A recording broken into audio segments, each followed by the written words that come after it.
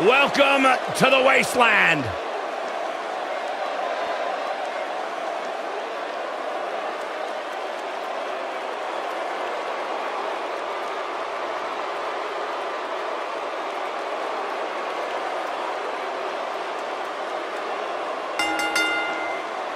The following contest is scheduled for one fall. On the way to the ring, at a combined weight of 487 pounds, Connor and Victor, the Ascension.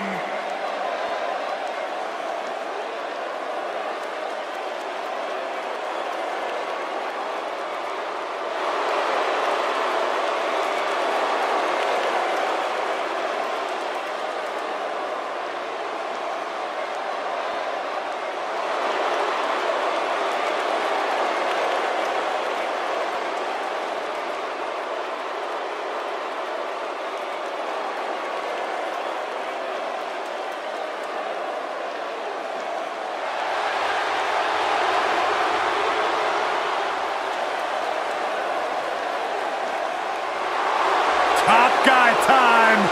And their opponents, at a combined weight of 446 pounds, Dash Wilder and Scott Dawson, the Revival.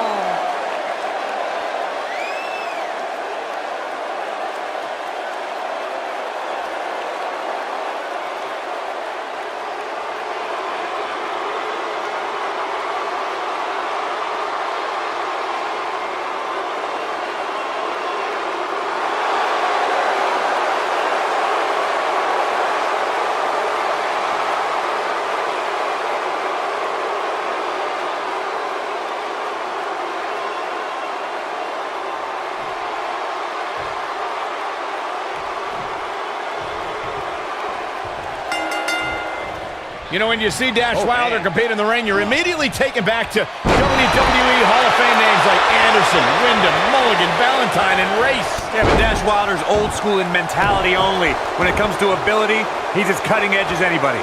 Man, this card is just packed with so many great matches, and this one is definitely among the most anticipated, I'd say. Dash Wilder is a master of getting things back on track and executing his plan to perfection. While that's definitely true, Byron, Dash has had difficulty during singles competition. But I attribute that. Dash Wilder has eyes to finish. I don't think he's got it completely locked in. And he escapes the submission. And good thing, that could have been disastrous.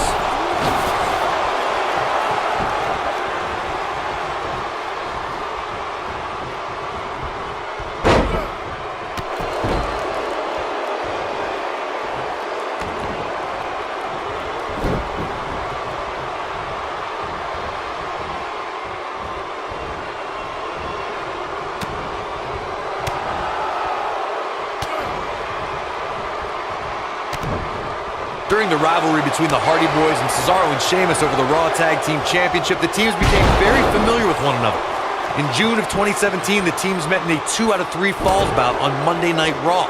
The most important fall in a 2 out of 3 falls contest is the first fall. If a team can win the first fall, that sets the tone for the rest of the match, and your opponents are playing catch-up. The 2 out of 3 falls match that saw the Hardy Boys go at it with Cesaro and Sheamus was a throwback of sorts.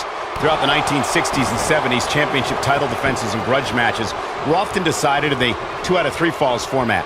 Cesaro and Sheamus didn't waste any time and scored the decisive first fall after a brogue kick rocked Jeff Hardy.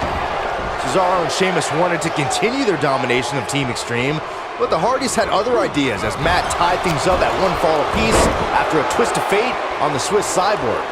After a swanton bomb by Jeff Hardy, the match broke down and the third fall was ruled a double countout. Most of the truly great tag teams in sports entertainment created a double team finishing maneuver.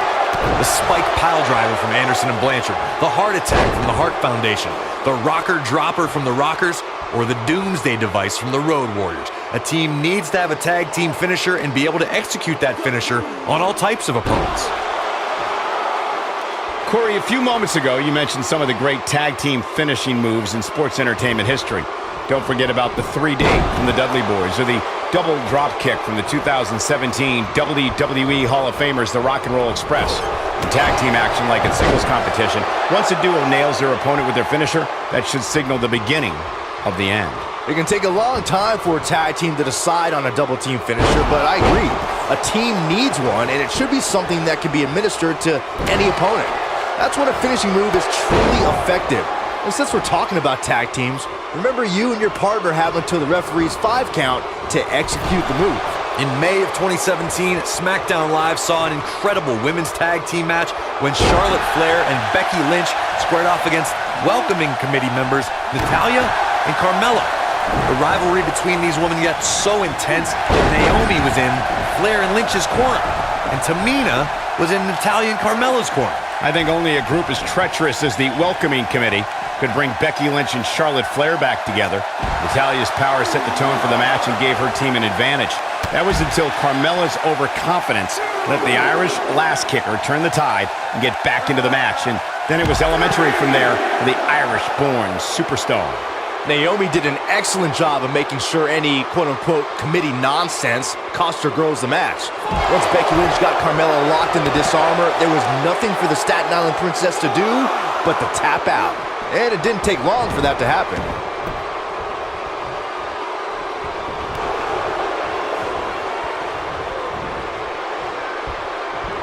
What an exploder! And guys, for Victor is back really against the wall. He needs to find a way to create some space or else this thing's over. There's no way to sugarcoat this one. He's getting absolutely destroyed right now. And there's the tag. Connor into the ring. Dominating shoulder tackle. Connor hurting a little bit here. This tag team match can get out of hand quickly if he doesn't mount an offense soon. It's no secret that quick tags lead to success in the tag team division. And I'd say the quicker he can make that tag here, the better their chances of winning will be. Yeah, but he's still inconsistent. He might have it. When you talk about great tag teams, we can go all the way back to teams like the Tolos brothers, Stevens and Patterson, Stevens and Bockwinkel, the Texas Outlaws, the Briscoes, Whoa, he works his way out. A bit of a Houdini job right there. Oh, what a slam.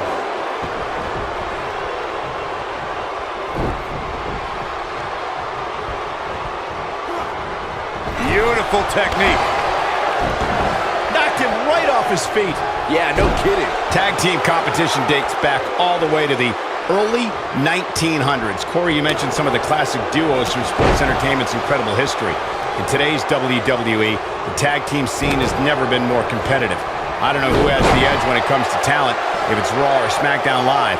I think it's too close to call, but all the teams truly think and act as one unit.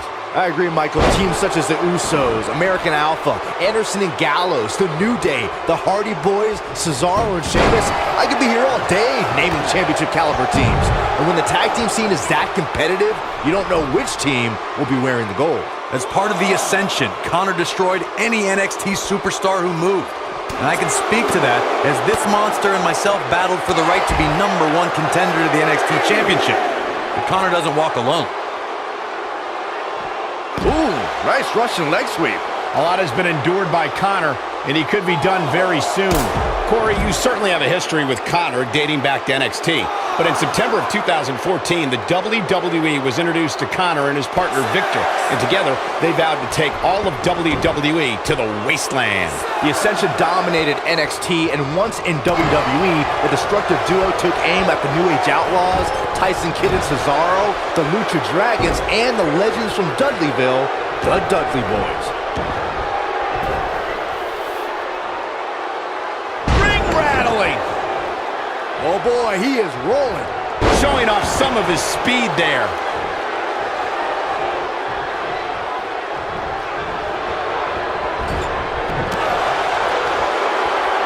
Nice job getting out of the way of that one.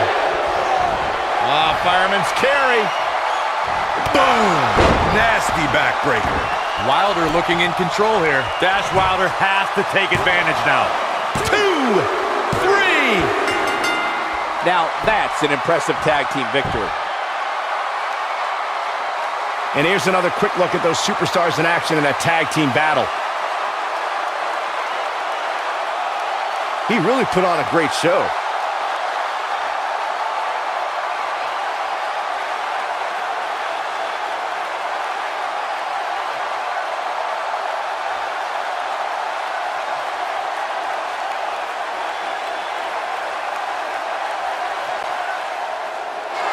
Here are your winners, Dash Wilder and Scott Dawson, the Revival.